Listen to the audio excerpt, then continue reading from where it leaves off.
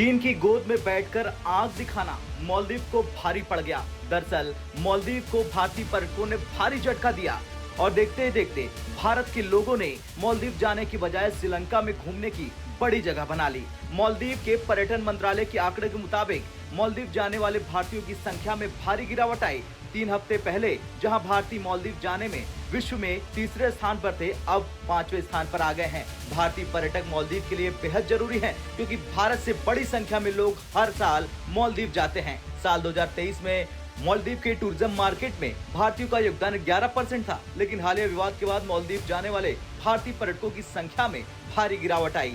मालदीव की पर्यटन वेबसाइट के मुताबिक साल 2024 की शुरुआत में भारतीय पर्यटक मालदीव जाने वालों में तीसरे स्थान पर थे, जिसमें उनका मार्केट शेयर 7.1% था। चीन उस वक्त मालदीव जाने वाले पर्यटकों की सूची में शीर्ष 10 देशों में नहीं था, लेकिन भारत मालदीव विवाद के बीच मालदीव के पर्यटन डेमोग्राफी में बहुत बदलाव हुआ। जनवरी महीने के आंकड़े के मुताबिक मालदीव में जहां 1,92,000 टूरिस्ट पहुंचे, वहीं श्रीलंका टूरिज्म के आंकड़े के मुताबिक जनवरी महीने में भारत से आने वाले पर्यटकों की संख्या 100% तक बढ़ गई। श्रीलंका में भारतीय टूरिस्टों की संख्या 13,758 से बढ़कर 34,399 तक पहुंच गई। अगर साल 2023 की बात करें तो जनवरी महीने में 17,029 भारतीय पर्यटक मालदीव पहुंचे थे। वहीं जनवरी 2024 से महज 15,006 टूरिस्ट ही मालदीव पहुंचे हैं। मालदीव जाने वाले भारतीय पर्यटकों में ये गिरावट मालदीव के साथ चल रहे भारत के राजनयिक तनाव के बीच आई है, जिसमें मालदीव के उप मंत्रियों ने प्रधानमंत्री नरेंद्र मोदी के लक्षद्वीप दौरे की तस्वीरों और वीडियो पर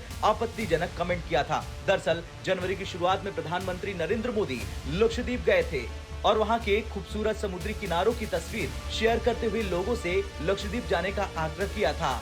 पीएम मोदी के इस ट्वीट के जवाब में मालदीव के 3 उप मंत्रियों ने अपमानजनक भाषा का इस्तेमाल किया और कहा कि लक्षद्वीप का मालदीव से कोई मुकाबला नहीं।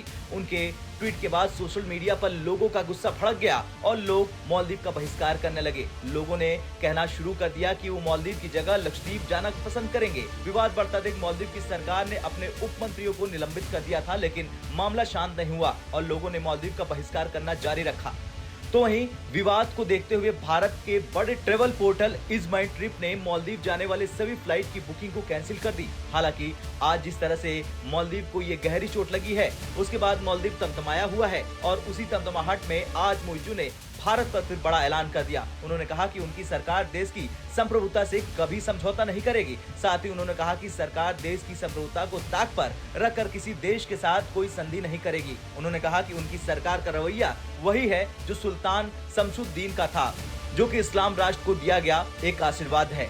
खैर कुछ भी हो, लेकिन देखना तो ये होगा कि अब मालदीव के पर्यटन ध्वस्त होने के बाद किस तरह से मालदीव भारत के सामने गिड़गिड़ाएगा और कब मोइजू भारत से माफी मांगेंगे अपने रुख को लेकर। आपका क्या कुछ कहना है, कमेंट कर जरूर बताएं।